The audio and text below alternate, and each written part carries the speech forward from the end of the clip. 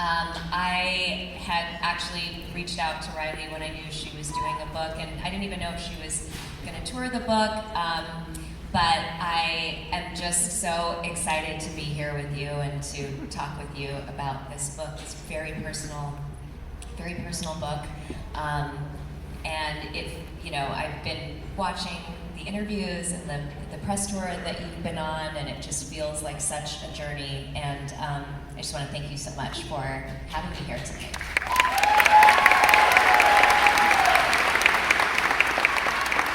Well, thank you for flying to Memphis. I'm excited. It's my first time in Memphis. I'm very Hasn't been to Graceland yet. I have not been to Graceland yet, but I did go to Central Barbecue, which was delish.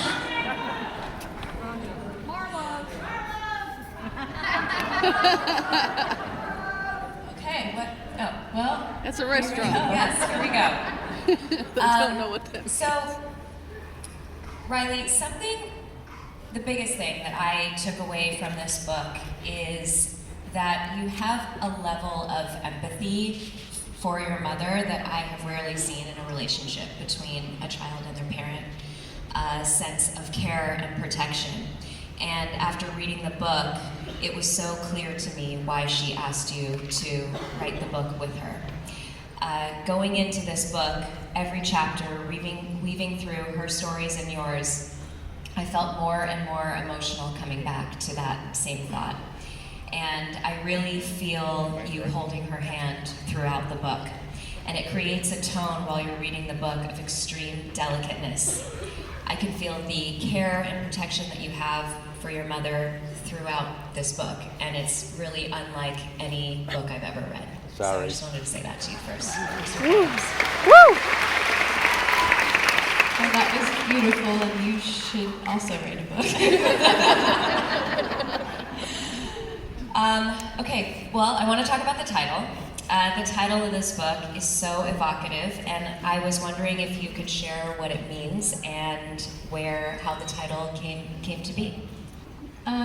Well, it is a lyric from a song that she sang with her father, and I think that a lot of the time writing the book, and when you lose loved ones, for me, I just always am thinking about where they are, and the relationship you have with loved ones who have passed. And so from here to the great unknown, I mean, aside from the song, to me being just this beautiful duet between them, just represented it was like her whole story from here and then to wherever she is, or they are now, I guess, is kind of what the title meant to me.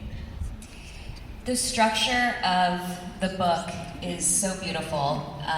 Her voice is in one font and your voice is in another. And it's woven through, it's very powerful. How did you approach transcribing her words? And what was the most challenging or enlightening part of that process? I think the most challenging part was just the emotional. It was very emotional, so I would kind of do a little bit and then stop, and it would get a little bit overwhelming. And I think that there were moments where I kind of was thinking, why am I doing this? Because it's hard. But I just felt like I had to, kind of, because it was something she wanted. And the reason my voice is in there is just because there were these parts of her life that she didn't get to yet on the tapes. So I don't think that it would have made sense for there just to be these big holes in the story. So the only way I could think of completing it is if I, took over those parts of her life. Would you have finished it for her if she hadn't asked you to do it while she was still here? I think so. Yeah, I think I would have. Because I did feel when she was writing her book, like it was something that I wanted for her, because I felt like I felt so privileged to know her, and I just thought if anyone could see the version of her that I got to see, that that would be, I don't know, I just wanted that for other people, I think. I can definitely feel that because, and I think it's really nice because there are many moments throughout the book where she's very, I mean, the whole book is so raw, and she's being very honest and possibly a little bit hard on herself. And it was really nice to see at moments where you come in and, for example, when she talks about her parenting and talks about, you know, struggles that she had within parenting, and then to right away read your perspective and you say, I actually had a wonderful childhood. We had, just such a really great childhood, being in Hidden Hills, being with my brother, and, just painting a picture of just a very joyous life. It's nice to see both perspectives, so I'm happy that you did it, and I'm sure she is too. In what ways do you feel responsible for carrying on the legacy for those who came before you? And how do you integrate those values and achievements into your own life? That's a good question. It's interesting because it's not really something I ever thought about until she passed away. Because she was the one in our family, her and my grandmother, who primarily kind of represented our family, and it was just always that way my whole life. So I never considered that until I woke up and then was in this position, Did it feel like something you were like, okay, now I have to get into the zone, or did it feel like there was something bigger than you out there that was like, pass the torch and this is what I have to do? I think that I would probably say that behind the scenes, the importance of her father and his legacy and all of this was something that we all were a part of, and whether that was what was going on at Graceland or whatever it was, we were always included in those conversations, my siblings and I. And it was something that was really important to all of us, and to her, and her relationship to her father and his legacy and his fans was extremely important to her and to my family, So really what I just try and do is honor what, she did and my grandmother did, and I don't know, it's more instinctual because I think there's just a inherent love that I grew up around, I suppose. When both you and your mother talk about Graceland, I do feel a connection to it in different ways. I don't know if it was you or her that said it, but you talk about the smell of the South. And I know that well. Both of my parents are from Alabama. My mom is from Bruton, Alabama. My dad is from Tuskegee. And I grew up in LA. And even though I'm from California, when I go to Alabama, there is something about it that feels like home to me. That when you talk about that deep South smell, I'm like, I know it, and it just feels like home, even though I haven't, that was not my childhood at all. And you talk about something similar in that even though you're not from Memphis, you feel your ancestors through the home. And you say that you have a nostalgia for something that I have never lived. Do you think your family's importance of conserving things and keeping Graceland alive helped you feel this way and helped you feel connected to the South? I think so, and I also think that my mom's connection probably informed our connection to being in the South. And I don't know, it's also maybe just in your blood, literally. And I think that that's very real, and I feel very connected to, I've always really been interested in my heritage, beyond Elvis, all of it, and felt connected to different, I don't know, I guess I think it's just maybe a genetic memory or something, but I do feel I always have felt very connected here, and to the whole South, but Tennessee in particular. Do your younger sisters feel the same way? I think so. When they were little, they used to just. I think that my mom, when they would come here, would let them kind of run free on golf carts, and so I don't know if their experience was just. She wanted them to feel what she felt. I don't know if they wanted to come here because they had that freedom, or if they felt connected to the South, but they definitely wanted to go to Graceland. When your mother talks about her childhood at Graceland, she throughout the story consistently talks about finding intimate spaces. She talks about her favorite part of the house being upstairs because no one could go up there besides her and her dad.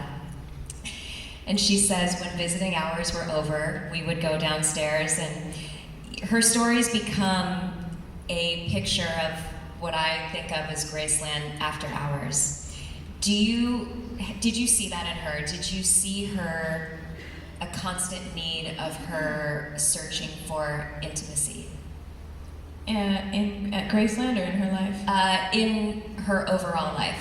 Like in the way that she had to find it in her home, in her childhood home growing up. Mm-hmm. Did you, as her daughter, experience that behavior in her as an adult, finding places where she just could be intimate and private?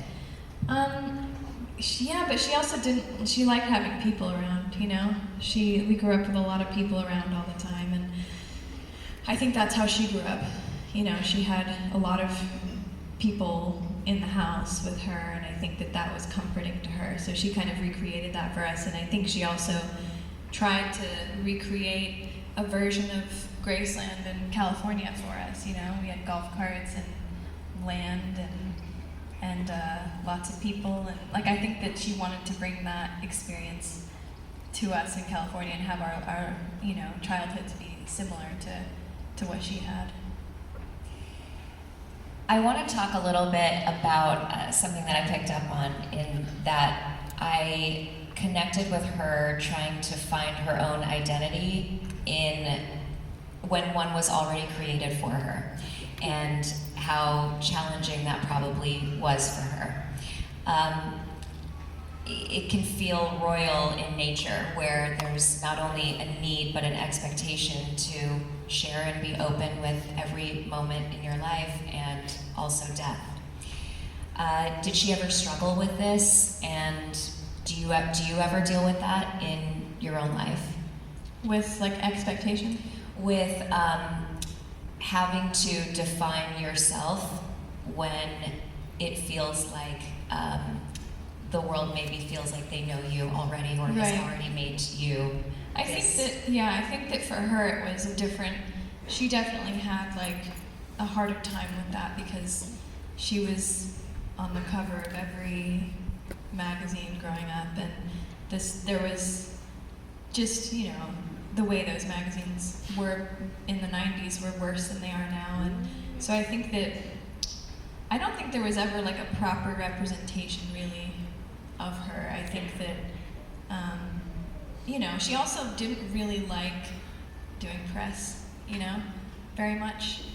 She didn't like attention on her, but she was very truthful. So it's funny, because I think when you watch an interview with her, she's herself. You get a sense of her, because she was never not herself, even which is pretty unique. I think that a lot of the time, celebrities kind of have a persona, and then they're a little bit different. But she didn't really.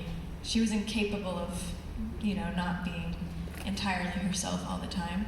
So I do think when you watch interviews with her, that is her. You're getting all of it, which was an incredible quality. But definitely, I don't think that a lot of people in the world took the time to go watch them and go, who is this person?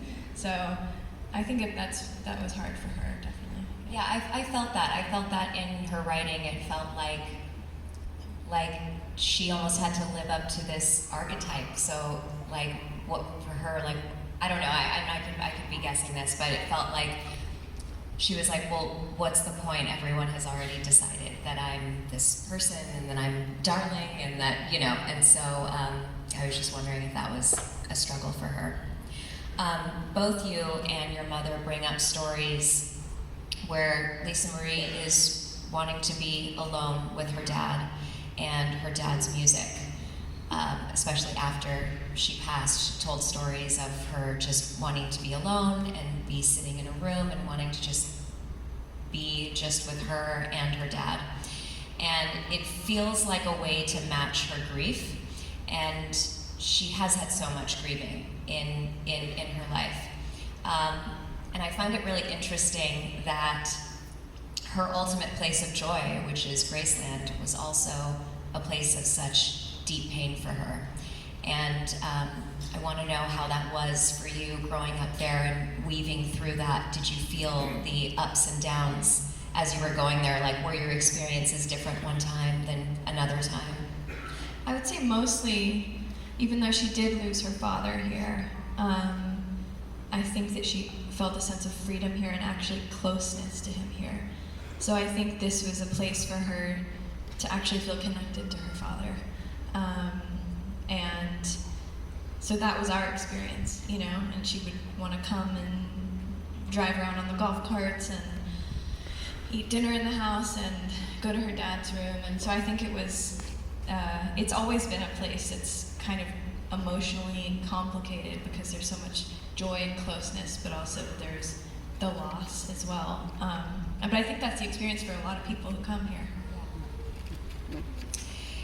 Your mother writes a lot about how she was worried about her father, and I think she was really an only child who saw everything.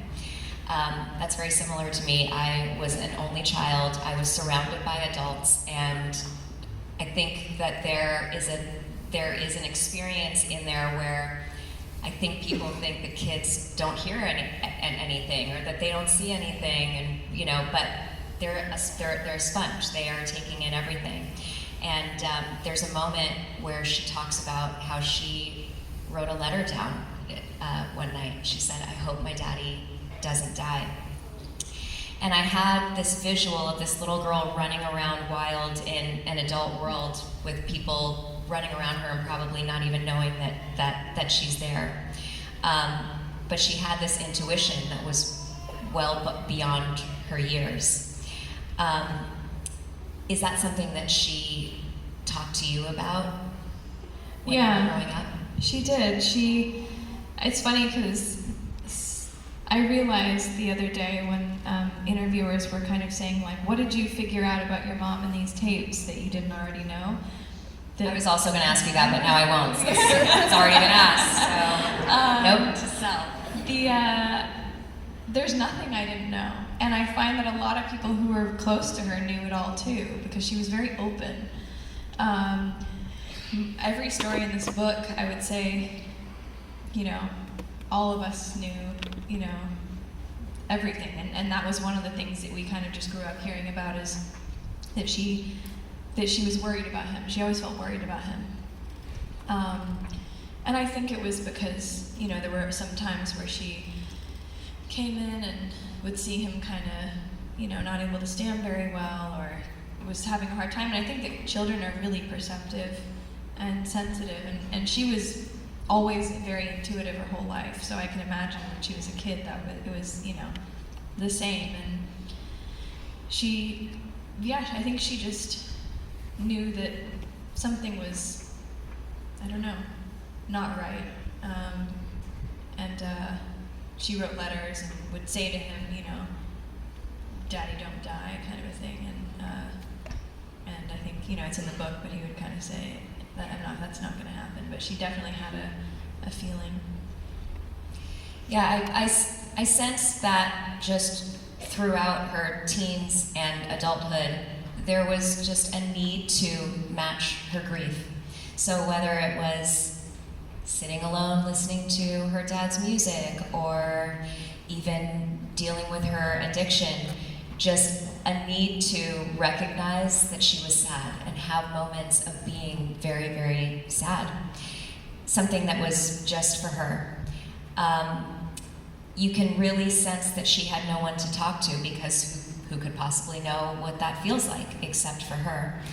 And I know that she found comfort in all of Elvis's fans, but I sense that she felt isolated at the same time, and that she just wanted to sit in that. Did you feel that from your mom at certain points in her life? Definitely. I think that there was, in her life, there was always like a sense of loneliness because her experience was so unique and nobody could relate, to any of it. So I definitely could feel that she felt, she had a very specific and unique life that, was heartbreaking and quite lonely for her, I think, as a kid, because I think it was hard for her to make friends. I think that, she would say that kids would get competitive with her, and I don't know. I don't think she found like a lot of, I don't think she had a lot of close friends growing up. She definitely had like really meaningful relationships in her life and friendships and stuff as she got older, but I think that was always a struggle for her, feeling kind of lonely as a kid. I can pick up very quickly that her deepest pain was watching her father deal with his addiction, and especially around her. And then there were moments where she was under the influence around you guys, around you and your brother. And the book really goes into these patterns of our environment that we cannot shake. How did she process the cynical nature of addiction and struggle and just dealing with having moments of doing the things that made her the most sad? It's a strange thing because I think that's something I was always saying to her. Like, you're doing the thing that made you sad. You were able to say that to her? I was able to say that to her. But I think that there was this thing where she would kind of sometimes go, well, my dad died and I, I'm 41, or I'm 42, or and it felt like she was kind of waiting to like live out his kind of like, life in a way. His timeline. His like timeline. And I think that maybe she felt, I don't know, there was some kind of, I don't know the answer to that. I think that she felt that maybe his fate was her fate or something. I don't know, but there was this sense of like, well, my dad did this, and so she wouldn't say, well, so that I'm gonna do it, but it was more just, she would reference it a lot, what happened to him and how, I don't know, it was on her mind, I think. I want to talk about her relationship with your father. She talks in great depth about meeting him, about marrying him, and ultimately leaving him. And I wanted to ask you how that was, hearing that as an adult. Were you aware of the complexity in real time? Was it something that when she talked about it, when you heard the tapes of her talking about it, like how was that for you? Something I thought that was really beautiful when writing the book that I realized was that, because she did leave my father for Michael, and it was devastating to him and her. Like, she had a lot of guilt about it, and she wrote songs about it. But I realized that had I not picked up a phone call and heard them arguing, I never would have known, because it was so important to them that we didn't know that they felt united and were still parenting us together. Which I feel like at that time in the 90s wasn't really a thing, Definitely, that was not my experience with my parents' divorce, I'll tell you that. And so I was very proud, like now there's like conscious uncoupling with like, and that was so good at getting divorced nowadays. Yeah, and that wasn't the way in the 90s. There wasn't like therapists on Instagram and that kind of thing. So I always felt like very proud that I would have had no idea that there was any pain there had I not picked up that phone call and heard him feeling angry. I think you have to move through it. I have a girlfriend of mine, her name is Keough Wade. She is also a writer, and she writes about how we always want to just get over something. We want to get over it. How do we get over it? How do we get past it? And how you cannot get past it. You have to just move through it. And I cannot tell you how much I appreciate and see you for opening up this stage in the middle of your own grief, losing your mother and your brother. I know that you are in the middle of your journey right now, and my heart is just with you. Thank you. Aw.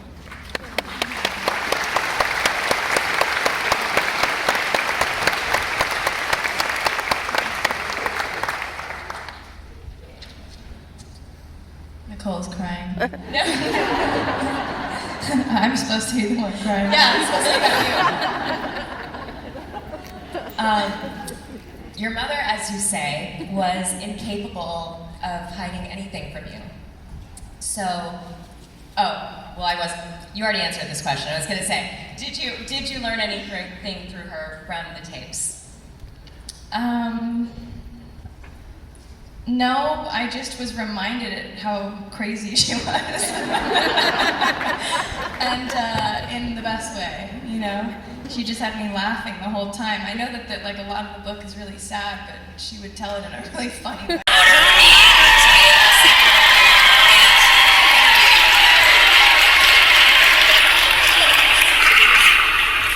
How does it feel to be sitting here with your daughter at Graceland? Granddaughter.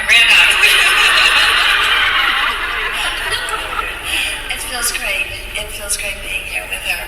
I mean, we have so many memories, but you know, just who she is today and how she just is her own person, and I'm very proud of her, and I love our time together, and to be here especially, so I'm a very proud granddaughter.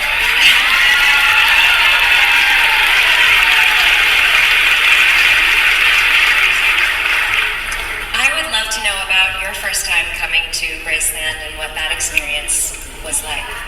Oh my goodness. I was only 17 when I first saw Graceland. That was something Elvis always wanted me to see when I was with him, and well, we were together in Germany, and that's all he talked about was Graceland. And he had just bought the home just like a year or so before. He had gone into Germany, and he couldn't wait to get back, and he wanted me to see it. It was the biggest, at that time, it was the biggest house ever. You know, now when you talk about how big Graceland is, at that time, it was a big estate. So, such a great time growing up, and actually, it was just her and I, obviously. Elvis had passed, and tried very much to keep her busy. I took her to Europe, and I took her actually out of school because the kids at school were asking questions, and I asked the teachers to please put any paper away that it comes out about Elvis passing, and stories about us, and just to keep her out of the limelight of all what was going on. This is when Elvis passed, so it was good for her to get away, to go into different countries, and we went everywhere. We went to every toy store especially, and I got her all the toys and 2 suitcases coming back. But it was just anything that could keep her mind off of losing her father. And we were there for a good almost 2 weeks, and it was helpful. I just wanted all the paper. I made sure that when we were out, that when the papers would come out, and it was right in front of us, that they would take it away. The same thing here in the States. So she didn't see any of that. But I think she wants to know when she got grounded. oh. You want to know all the dirt? We're really going to go